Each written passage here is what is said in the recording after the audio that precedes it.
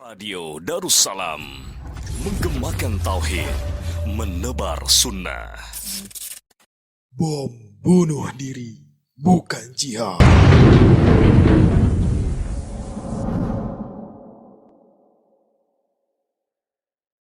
Bismillah.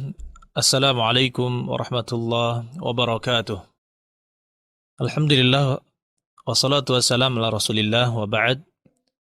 Ayyuhal ikhwan rahimani wa rahimakumullah, saudara-saudari sekalian yang mudah-mudahan kita semua dirahmati oleh Allah Subhanahu wa taala.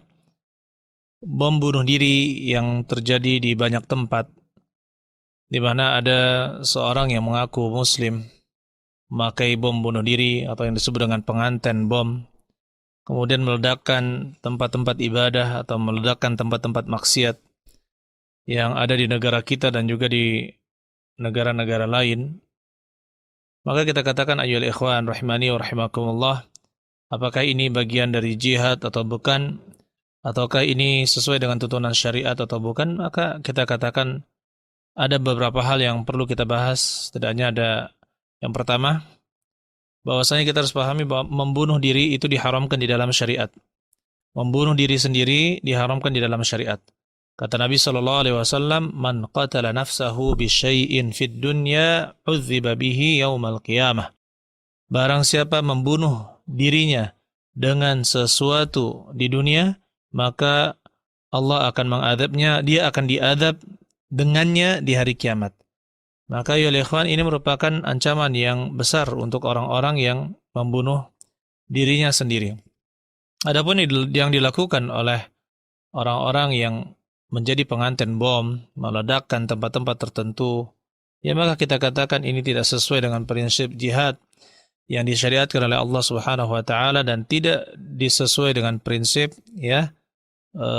kematian di dalam jihad yang dibenarkan oleh Allah Subhanahu wa taala.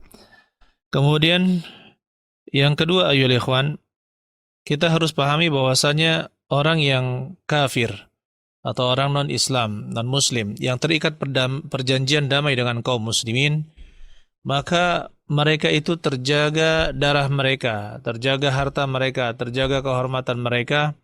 Maka tidak boleh kita membunuh orang yang kafir mu'ahad, kafir yang diikat dengan perjanjian damai dengan kaum muslimin. Oleh karena itu Rasulullah SAW di banyak hadisnya menyebutkan ancaman yang berat untuk orang-orang yang membunuh orang kafir atau menzalimi mereka. Kata Nabi SAW, "Man qatala mu'ahadan." Barang siapa yang membunuh orang kafir mu'ahad, yaitu yang terikat perjanjian damai dengan kaum muslimin, lam yarih raihatal jannah, maka dia tidak akan mencium bau surga. Wa inna rihaha, sesungguhnya bau surga itu tujadu min masirati arba'ina aman, didapatkan atau dicium, bisa dicium dalam jarak perjalanan 40 tahun. Hadis ini adalah hadis yang sahih. Oleh karena itu ya ikhwan, ini ancaman untuk orang yang membunuh orang kafir mu'ahad. Maka dia tidak akan masuk ke dalam surga Allah Subhanahu wa taala. Jangankan masuk surga, mencium baunya pun tidak. Kemudian ayyuhal ikhwan, yang ketiga, Nabi SAW hidup di antara orang-orang Yahudi, Nasrani, orang-orang musyrik atau orang-orang kafir. Di mana waktu ketika di Madinah Nabi SAW menjadi pemimpin di kota Madinah dan mereka terikat dengan perjanjian damai dengan orang-orang ahli kitab dan dengan orang-orang musyrik. Nabi SAW sangat menjaga hak-hak mereka. Kata Nabi SAW,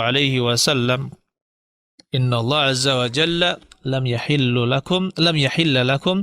Sesungguhnya Allah Azza wa Jalla tidak menghalalkan kalian an tadkhulu buyuta ahli kitab, tidak menghalalkan kalian untuk masuk ke dalam rumah ahli kitab illa biiznin, kecuali dengan izin. Wala darbu nisaihim, dan tidak boleh pula memukuli wanita-wanita mereka.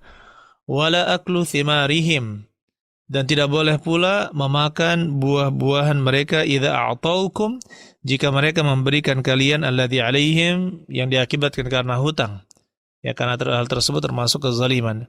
Oleh karena itu, ya ikhwan, di sini hak-hak, tidak boleh masuk rumah, tidak boleh memukuli wanita, ya ahli kitab atau orang-orang kafir muahad. Maka kita katakan, ya ikhwan, ini adalah hak yang sangat besar yang harus diberikan kepada mereka. Kata Nabi sallallahu alaihi wasallam, "Man qatala muahadan fi ghairi kunhihi haramallahu alaihi jannah." Barang siapa yang membunuh orang kafir muahad yang terikat perjanjian dengan orang Islam tanpa dengan kebenaran, tanpa hak, ya Allah mengharamkan baginya surga. Saudara-saudari sekalian yang mudah-mudahan kita dirahmati oleh Allah Subhanahu wa taala. Rasulullah SAW juga mengatakan, man qatala mu'ahadan, barang siapa membunuh orang yang kafir mu'ahad, aw intaqasahu, atau mengurangi haknya, aw kallafahu fawqa taqatihi, atau memberatinya, membebaninya di luar batas kemampuannya, aw akhadha minhu syai'an bi ghairi tibi nafsihi, atau mengambil sesuatu darinya tanpa dia ridha, fa ana hajijuhu yaumal qiyamah. Maka kata Nabi sallallahu alaihi wasallam, saya adalah hajijuhu, adalah musuhnya ya di hari kiamat. Kemudian ayyuhal ikhwan rahimani wa rahimakumullah, saudara-saudari sekalian, yang keempat perlu kita perhatikan, nikmat perdamaian yang sudah tercipta di negara kita, negara Indonesia, adalah nikmat yang sangat besar yang harus kita jaga. Di mana di sini ada toleransi dan saling menghargai, ya masing-masing dengan prinsipnya, tapi tidak ada saling mengganggu, tidak ada saling meremehkan, tidak ada saling menghancurkan atau menzolimi orang lain. Tidak, inilah terciptanya kedamaian sehingga kita bisa, orang Islam bisa beribadah dengan baik, syiar-syiar Islam bisa tegak dengan baik. Kalau terjadi kerusuhan atau kalau terjadi perpecahan atau pertikaian, peperangan antara orang Islam dan orang non-Islam, maka ini mengakibatkan kita tidak bisa menegakkan syiar-syiar Allah Subhanahu wa taala dengan baik dan merasakan kenyamanan. Oleh karena itu, ya ikhwan, mari kita dukung pemerintah kita, ya kita doakan pemerintah kita untuk bisa mengatasi mereka yang memiliki penyimpangan-penyimpangan atau pemikiran-pemikiran sesat, dan kita harus memperingatkan umat akan bahaya aliran sesat tersebut. Barakallahu fikum jami'an. Assalamualaikum warahmatullahi wabarakatuh. Radio Darussalam, menggemakan tauhid, menebar sunnah.